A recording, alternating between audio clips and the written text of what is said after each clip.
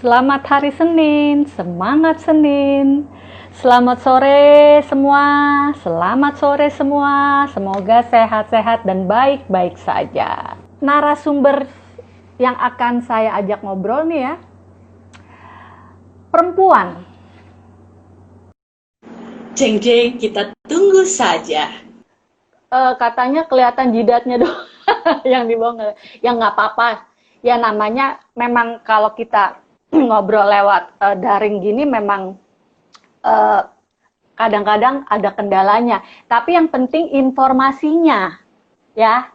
Kak Ilvi berarti ini tadi ada di Ngatatoro ya, di kantor ya?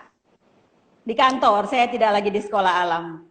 Oh di kantor. Oh jadi kantornya Iya, bukan di kantor. bukan di sekolah alam ya? Ada kantor sendiri. Bukan, Kantor bukan. EPAS ya berarti ya? Kantor EPAS di Taman Nasional Lorelindo. Waduh, saya kapan-kapan diundang ya ke sana.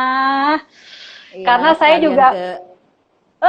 saya juga punya buku sama CD anak-anak yang tentang lingkungan hidup. Nanti saya kirim ya buat anak-anak itu ya, Ngatatoro ya, anak-anak sekolah alam ya. Ada lagu-lagunya, lagu-lagu anak-anak tentang lingkungan hidup. Oh iya. Ya. Tadi itu lagu di awal juga bagus itu Mbak Opi. Itu ngarang. Biasanya saya Oh, ngarang. ya. Sebelum acara mulai saya ngarang dulu. Kak Ilvi, saya mau nanya nih. Sebetulnya Sekolah Alam Ngatatoro itu kapan berdirinya? Dan ceritain dong, kenapa ada Sekolah Alam Ngatatoro ini? Oke. Nah, gini nih awalnya ya. Ya. Tahun 2015 ya ini saya ini sekarang ini posisinya menyampaikan apa yang disampaikan oleh apa yang dikerjakan oleh Pak Said Tolau yang tadi sudah Opi sampaikan di awal ya. Ya. Iya. Beliau pendiri Sekolah Alam. Tahun 2015 beliau sudah menginisiasi sekolah itu ya. Ya. Latar belakangnya kalau menurut Pak Said itu karena beliau ingin kearifan lokal yang ada di Ngatatoro itu tetap terjaga. Jadi Ngatatoro kan punya kearifan lokal dalam melestarikan sumber daya alam, meneruskan hutan dan sumber daya alam yang ada di dalamnya. Nah, oleh karena itu dia ingin supaya generasi muda atau anak-anak sudah mendapatkan pelajaran-pelajaran terkait Ngatatoro ini sejak dini. Ya. Nah, kemudian tahun 2016 ya, kami mendapat kabar kalau di Toro itu ada sekolah alam. Nah, yang terpikir waktu itu, wah sekolah alam ya, pasti ya awalnya terpikir, oh konsepnya ini seperti ini, bla bla seperti sekolah-sekolah alam yang sudah ada di Indonesia, yang ada di daerah lain ya sebelumnya. Ya. Nah, kami ke sana itu ketemu pendirinya Pak Said, dia bercerita, ya memang sih ada sekolah alam tapi cuma 2 kali seminggu, Jumat atau Sabtu gitu ya, Jumat Sabtu atau Sabtu Minggu gitu jadwalnya, jadwal pertemuan di sekolah alam itu. Yang saya ajarkan ini ya, kan masih menurut Pak Said, yang saya ajarkan itu tentang kearifan lokal, bagaimana menjaga alam, oh ya, dan katanya saya juga pengen supaya ada materi-materi terkait konservasi. Nah, seperti itu awalnya, iya. Dan sejak 2016 kami pun ikut melakukan beberapa kegiatan di sana. Jadi kalau ke sana itu kami selalu persiapkan materi untuk tentang Taman Nasional yang ringan-ringan saja dulu. Misalnya satwa endemik Taman Nasional apa, seperti itu Mbak Opi. Kemudian salah satu pengajar, jadi dalam satu hari itu ada 2 materi yang diajarkan. Jadi satu dari Taman Nasional, terkait Taman Nasional, kemudian satunya lagi tentang kearifan lokal. Ini lembaga adat, salah satu anggota lembaga adat yang menjadi pengajar juga di sekolah alam itu. Seperti itu Mbak Opi. Ini menarik sekali, sesuatu yang berbicara soal tradisi, apalagi tradisi leluhur ya. Kemudian budaya itulah yang membedakan Indonesia dengan negara-negara lain, karena kita tetap masih memegang kearifan lokal ya, warisan dari leluhur kita itulah Indonesia beda, terutama teman-teman di Sulawesi Tengah, di Ngatatoro. Ini diberitahukan bahwa sekolah alamnya mengajarkan tentang kearifan lokal ya. Apa maksudnya yang diajarkan tentang kearifan lokal itu seperti apa sih sebetulnya? Oke, nah kearifan lokal yang dimiliki oleh masyarakat Toro ini dalam menjaga hutannya itu mereka juga punya, pertama ya, mereka itu juga punya zona-zona yang bisa dikelola oleh masyarakat ataupun zona-zona yang tidak bisa atau masyarakat dilarang masuk ke dalamnya. Seperti itu ya, mereka punya konsep seperti itu. Dan itu mereka ajarkan ke anak-anak. Tapi sebenarnya di awal-awal Pak Said itu Pak Said ini Mbak Opi orangnya filosofis banget ya. Wow, kalau menurut asik. saya. Ya, asik. Ya, karena baik itu pohon di hutan, dia bercerita ke anak-anak itu lebih kepada penjelasan filosofisnya ya. Walaupun ini agak berat ya, tapi paling tidak contoh-contoh kecil ya. Misalnya di samping sekolah alam itu kan ada semacam sungai kecil sih. Jadi setelah anak-anak belajar, mereka bermain di situ. Nah, sebelum anak-anak bermain itu kan ada pelajaran-pelajaran ya. Jadi tolong supaya kalian bisa tetap mandi di kali ini, berarti kita harus menjaga hutan supaya kedepannya anak-anak kalian generasi mendatang tetap bisa bermain-main di sungai yang jernih seperti itu. Itu contoh-contoh sederhana yang kami temukan ya di sekolah alam. Begitu, seperti itu dasar-dasar yang diajarkan oleh Pak Said ke anak-anak.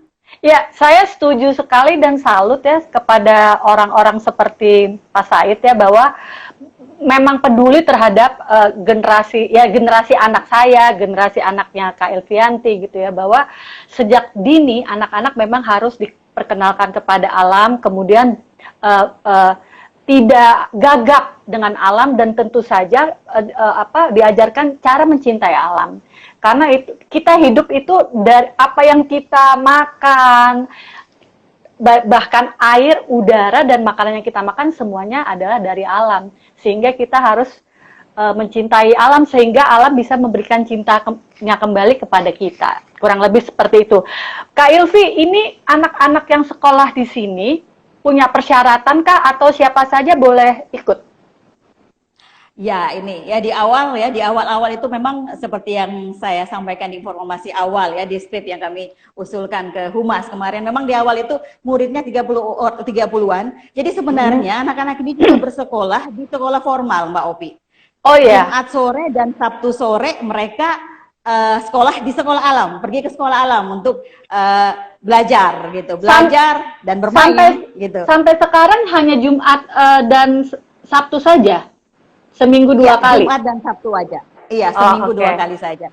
Jadi tidak ada persyaratan atau batasan umur ya.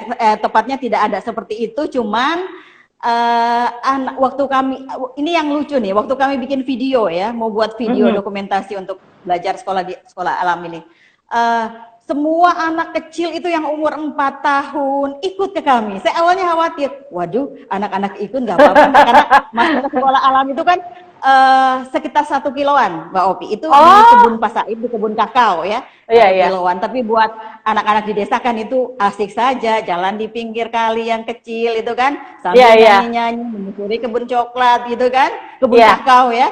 Itu menyenangkan saja untuk mereka. Saya sampai bergurau sama teman saya, ini anak kicik-kicik ini mau ngapain sih kan, umur 4 tahun gitu kan.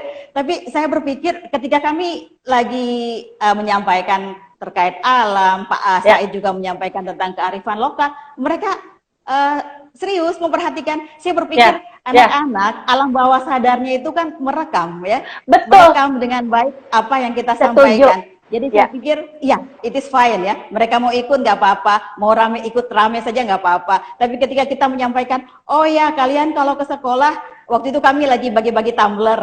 Kalau ke sekolah jangan bawa botol minum plastik. Botol air mineral ya, gitu kan.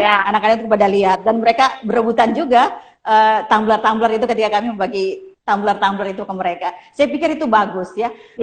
Saya betul. mungkin sangat-sangat muluk ya membayangkan generasi-generasi mendatang lebih melek dengan konservasi. Ya. Melek dengan pelestarian alam karena kita tanamkan sejak dini ya. Sebenarnya ini ide-ide yang sangat patut kita dukung. Itulah sebabnya ketika di awal-awal proyek ya, kami masukkan 2016 ya ke Taman Nasional, kami mulai ketika diperkenalkan dengan sekolah alam, kami mulai melakukan kegiatan belajar mengajar, kemudian mereka minta buku-buku cerita, fasilitas belajar ya. Kami juga sempat mengadakan lomba menggambar di sana, itu mereka antusias sekali.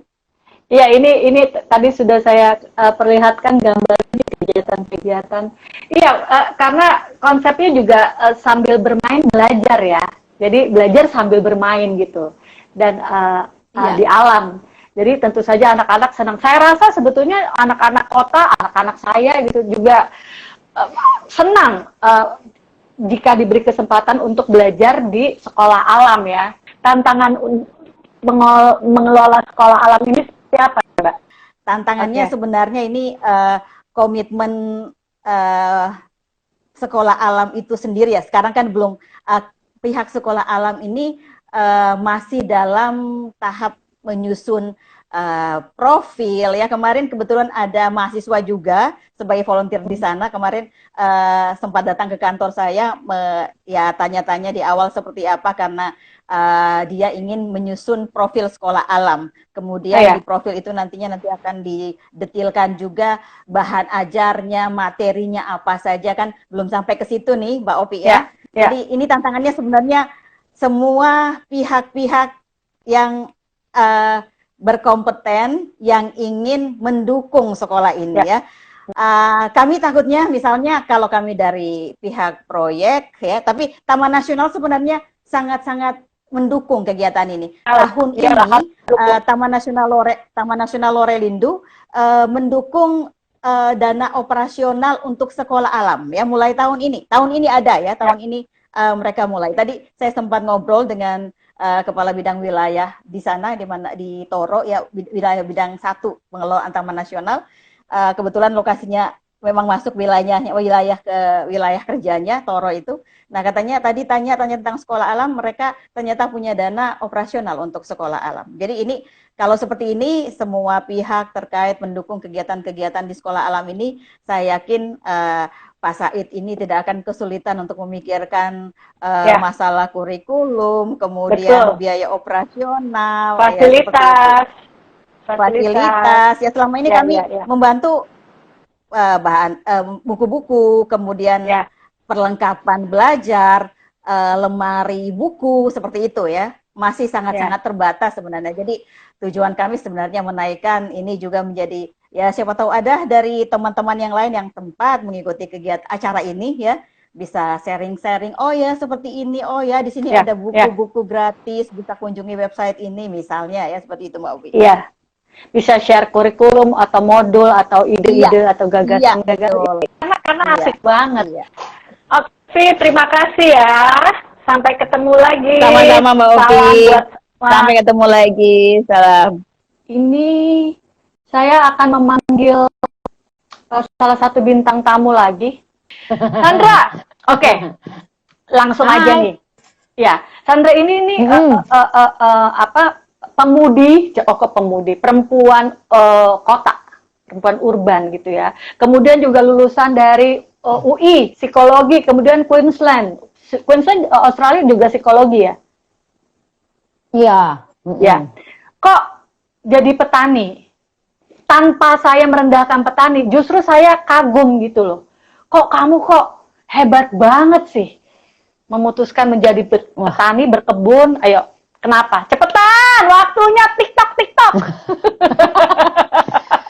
Kenapa? Karena menurut aku masyarakat kota itu sudah sangat terputus dengan alam. Betul. Dan aku pribadi bercermin, ternyata aku pun begitu. Kita ngaku-ngakunya sayang sama alam dan kita educated, tahu segala macam isu lingkungan, tahu deforestasi, tahu pestisida buruk, tahu masalah sampah. Cuma kok kita bisa orang kota yang katanya berdaya ini nggak tahu harus ngapain untuk ngebantu alam. Lalu setelah bercermin, banyak diskusi sama teman-teman di Bumi Langit juga di Jogja. Nah, aku merasa ternyata mungkin karena kita terputus dari berkebun, dari megang tanah, megang tanaman, dari ketemu cacing dan lain sebagainya. Jadi akhirnya aku sama keluarga memutuskan, yuk kita tumbuhkan sebuah kebun biar orang kota tuh mau terhubung kembali dengan alam. Jadi jadi sebenarnya kebun itu pintu masuknya sih Mbak Opi buat kita. Oke. Tapi kan sebetulnya kebun itu bukan sebuah hal yang baru. Zaman dulu, zaman nenek kita, zaman ibu kita. Saya aja dulu rumahnya di Depok nanam singkong, nanam cabai, nanam tomat itu biasa gitu ya. Tapi kemudian mungkin karena apalagi Jakarta ya, lahannya semakin sempit, kebanyakan tinggal di apartemen. Ini saya sekarang tinggal di apartemen, nggak punya tanah gitu kan. Jadi terputus kemudian dengan alam ya, yang menurut kamu pintu masuknya dari berkebun. Makanya kamu dirikan Kebun Kumara, kebun belajar. Itu maksudnya apa? Kebun belajar. Oke, jadi ini sebuah kebun belajar, jadi tempat di mana orang bisa datang dan bisa belajar tentang berkebun, tentang ekosistem, tentang merawat tanah, tentang kompos, tentang plastik. Jadi emang kita menumbuhkan ibaratnya sekolah, tapi kalau kita menumbuhkan kebun, jadi area belajar. Karena kita ngelihat nggak banyak, kalau aku pribadi emang sih semenjak aku berkebun, aku jadi ngeh kan, ternyata di pinggiran-pinggiran Jakarta tuh banyak banget kebun singkong, orang nanam singkong, nanam pepaya, nanam pisang. Tapi itu bukan tempat yang orang bisa lihat, orang bisa bercengkrama gitu kan, sayang banget. Sedangkan sebenarnya singkong, pisang, pepaya itu bisa ditumbuhkan di pekarangan rumah juga. Cuma orang nggak mungkin tekotek-tekotek masuk nanya ke dia kan, gimana sih caranya numbuhin pisang. Ya udah akhirnya kita numbuhin kebun gitu sebagai wadah tempat berkumpul dan tempat belajar bareng. Oke. Gimana? Siapa saja yang belajar di Kebun Kumara? Apakah bebas atau kamu bikin berdasarkan usia atau berdasarkan pendidikan? Apa disamain aja? Oke. Jadi sebenarnya kita ada workshop banyak banget Mbak Opi. Jadi workshop kita ada yang untuk umum, orang tuh tinggal ke Instagram kita, lihat jadwalnya, dia tinggal daftar aja terus datang.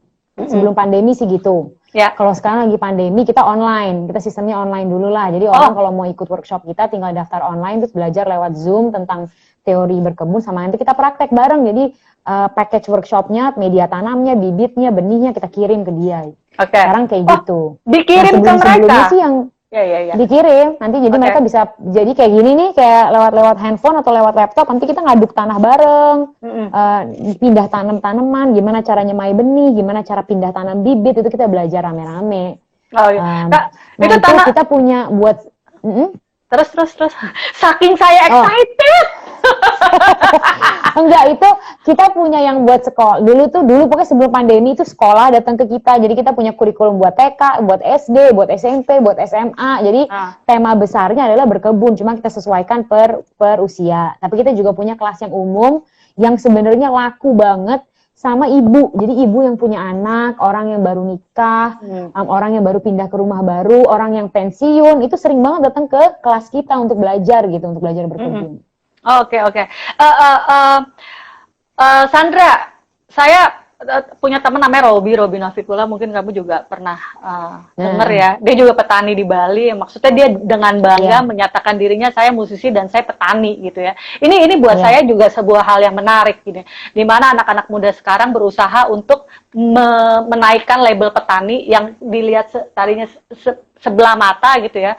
Kemudian berusaha untuk menaikkan posisi petani sebagai sebuah pekerjaan yang sebetulnya sangat penting, yang sebetulnya kita harusnya respect, hormat, karena kita hidup dari hasil para petani, betul kan? Ya. Nah, bahkan pada suatu workshop ya, seminar ngobrol-ngobrol gitu ya, menurut Robi, anak petani sendiri ketika ditanya cita-citanya mau jadi apa, nggak mau jadi petani.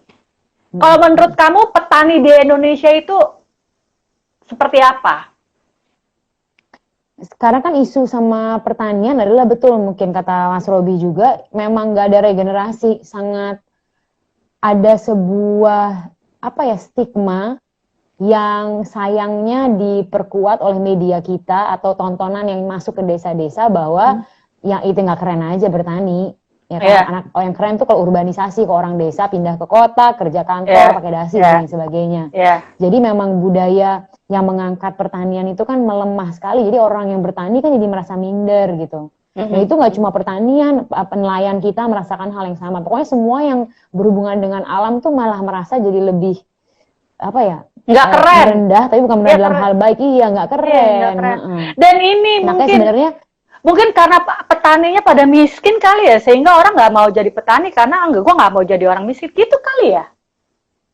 Sebenarnya karena konsep itu sih Mbak Opi menurut aku, karena kayak kemarin aku kan habis ngobrol juga sama temen aku yang tinggal di Jogja, di Minggir, di Sleman. Dia bilang lucu banget di Jogja itu dia masuk salah satu kota salah satu provinsi termiskin.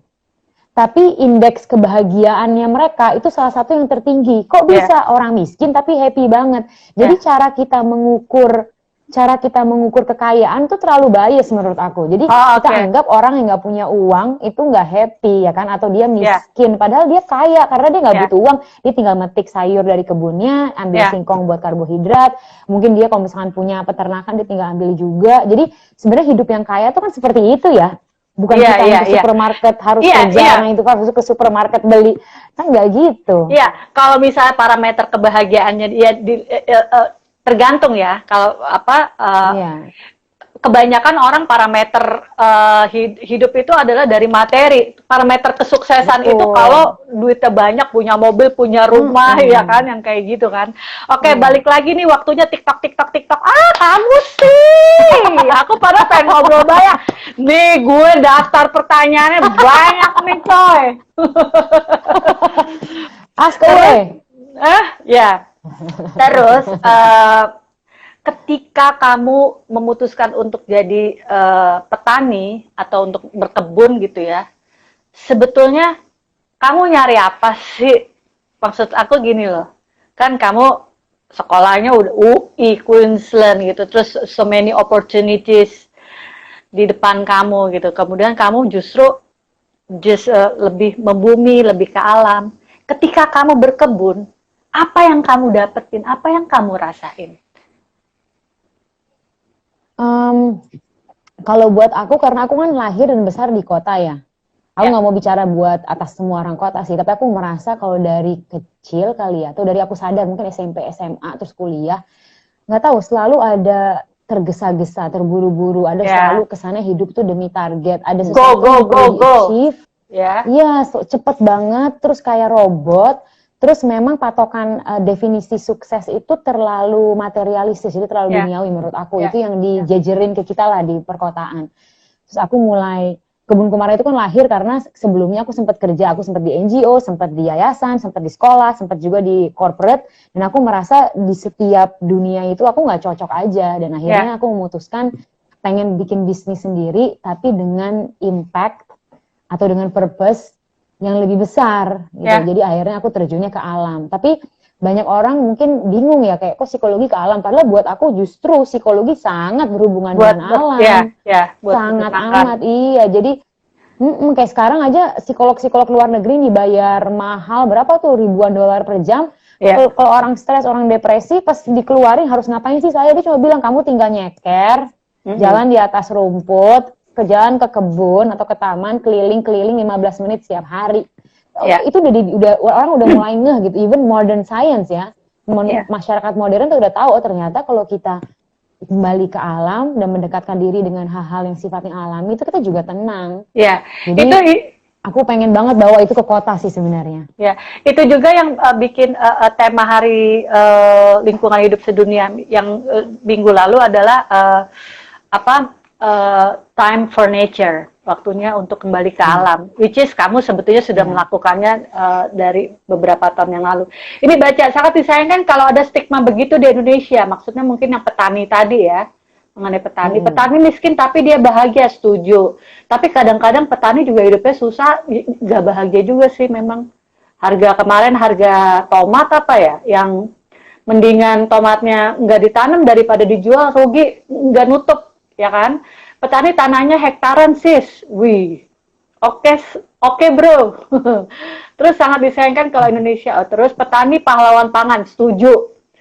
Terus uang bukan patokan sesuatu kebahagiaan ibu. Iya ibu, mantap hidup petani. Saya juga, kita berterima kasih sekali pada petani. Kemudian ini berkebun itu rasanya tenang, kata Umi Fatoni. Benar, setuju ya, berkebun rasanya tenang. Nah, balik lagi ke kebun Kumara. Ketika kamu mengelola kebun Kumara, berarti kan ada tim ya, Ada kendala-kendala dan tantangan apa sih yang kamu temui untuk mengelola kebun belajar ini? Oke, sebenarnya kendala terbesar adalah dari kitanya juga sih Mbak Opi. Jadi nggak bisa dipungkiri, aku kan bukan, pertanian itu bukan ranahku ya. Masa aku baru belajar berkebun, bayangin ya, aku baru berkebun tuh pas kita bikin kebun Kumara. Dan kita belajar banyak banget dari orang-orang yang berguru pada alam terlebih dahulu. Jadi orang yang jago pertanian, kita belajar lewat YouTube, belajar otodidak juga, kita baca buku.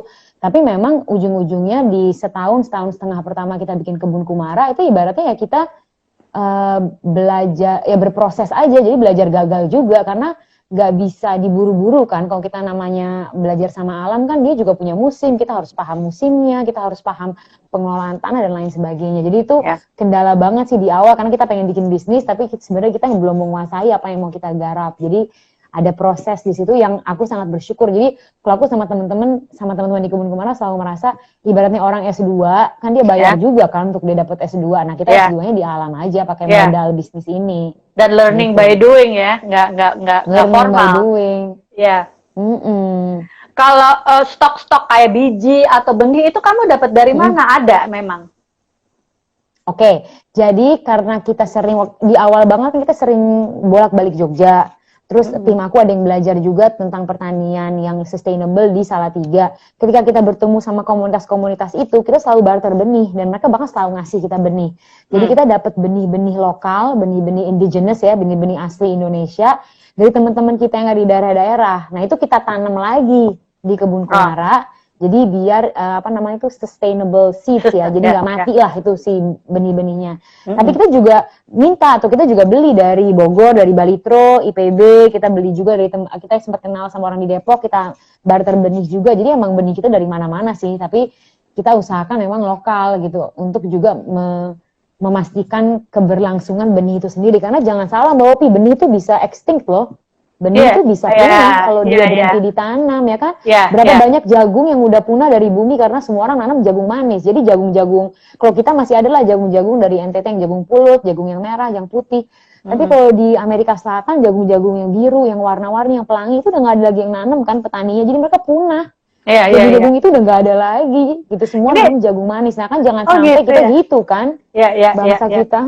Iya, sama juga dengan hewan-hewan yang yang masuk hewan-hewan yang harus dilestarikan ya, karena ya kurang lebih gitu. Ternyata di tanaman juga kamu berpikir sampai seperti itu ya, bahwa tetap harus ada ininya ya, ditanam kemudian membuat benih lagi.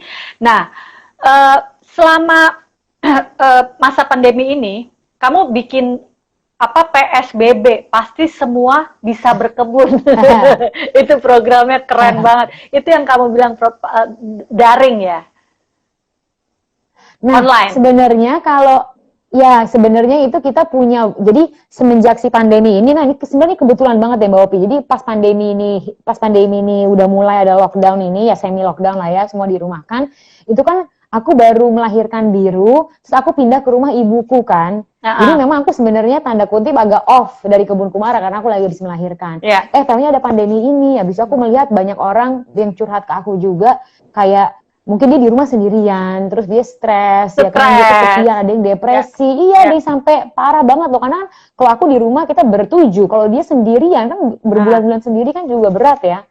Ya udah akhirnya kita di kebun Kumara itu kita bikin vlog aja. Jadi di kebun Kumara ada IGTV vlog yang orang bisa nonton. Tapi kalau dia merasa itu kurang, dia bisa ikut workshop kita. Terus kalau si PSBB ini itu IG live sebenarnya. Jadi kita IG live kayak gini nih sama orang yang siapapun lah, tokoh yang dia bisa pemula atau dia udah mahir berkebun, atau dia artis, siapapun, untuk membuktikan kalau siapa aja tuh emang bisa berkebun. Bisa berkebun. Gitu. Oh iya. Saya juga di rumah saya Sawangan berkebun tapi pakai hidroponik sih. Dan Iya. bener-bener manual, nggak pakai air yang Iya. apa? Oh, Bener-bener hampir mengalir itu. dua hari Pompa. sekali diganti airnya karena jentik nyamuknya nanti Oke. ada gitu kan. Iya. Nah, aku minta tips dong kalau tinggal di kota ya. Kan sekarang masalahnya orang-orang kota bahwa tinggal huniannya kecil, emang tanahnya mahal, apalagi apartemen gitu kan. Jadi aku kalau di Jakarta di apartemen. Rumahku aslinya di Sawangan, nggak jauh dari, sering lewat kebun kumara. Nanti saya main. So anyway, tips dong kalau tinggal kayak di apartemen gitu, cara berkebunnya gimana dong?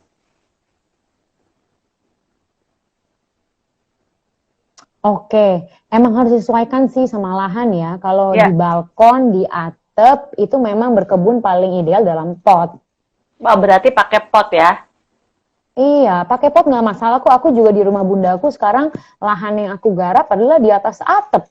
Paling kalau di bentuk atapnya nggak beraturan, nggak lebih dari 40 meter persegi, itu aku nanam kangkung, caklak ciklik, gedi, pepaya Jepang, rosella, kelor, kemangi, jahe merah, jahe putih, tomat, ginseng Jawa, apalagi banyak banget. Ada kale, rosella, lady nila, ada sawo, ada banyak karena mereka bisa ditanam dalam pot. Jadi aku selalu ngerasa kayak orang aku punya lahannya kecil berapa 50 meter persegi itu udah gede banget karena kalau udah kena matahari itu apapun bisa tumbuh sama ada matahari. Berarti kuncinya matahari ya? Yes, matahari. Kalau buat tanaman pangan emang kuncinya matahari. Kalau tanaman hias itu beda, itu mah nggak perlu matahari, dalam rumah juga nggak apa-apa. Oh oke. Tapi tanaman hias juga menurut kamu itu termasuk berkebun bukan? Atau bertanam? Sebenarnya aku ngerti sih karena dulu awal banget sebelum aku belajar pertanian aku tuh menanamnya tanaman hias. Jadi yang membuat aku pengen banget berkebun tanaman hias karena mereka cantik-cantik banget kan. Kayak wah so pretty gitu. Baru lama-kelamaan karena tanaman hias tuh agak manja, terus nggak bisa dimakan, aku berpaling dan aku lebih nanam tanaman pangan. Cuma pangan sama hias bisa disatukan. Kalau di kebun kumara dua-duanya kita tanam bareng. Nggak apa-apa. Sedikit lagi. Ketika anak-anak misalnya anak TK atau anak SD gitu belajar berkebun di kebun kumara, kamu ngelihat antusias anak kota seperti apa sih? Oke, kalau anak SD yang awal sebelum kelas 5 ya atau mungkin patokan sampai kelas 5 ya, mereka tuh super excited. Jadi kadang-kadang yang parno tuh gurunya atau fasilitator dari sekolahnya. Makanya kita selalu ngasih tahu ke mereka, tenang aja Bu, ini tanah itu bukan kotor, tanah itu baik buat anak kalau dia pegang. Jadi kadang kita harus mengedukasi orang dewasanya, bahkan karena anak-anak itu girang banget. Mereka tuh seneng banget ngaduk, kan kita ngajarin mereka cara ngaduk tanah, gimana bikin tanah yang subur. Terus kita gimana, ada cacing nggak sih? Cacing kayak apa? Terus coba kita cari belalang di kebun kumara, nanti mereka cari. Nanti yang takut tuh biasanya orang dewasanya, tapi anak-anaknya happy. Tapi kalau udah anak-anak SMP sama SMA, nah itu lebih PR memang, karena mereka udah masuk ya pemikiran-pemikiran bahwa tanah itu kotor, nggak tahu lah mereka dapat dari mana atau di rumah tidak biasa, jadi mereka tuh cenderung jijik.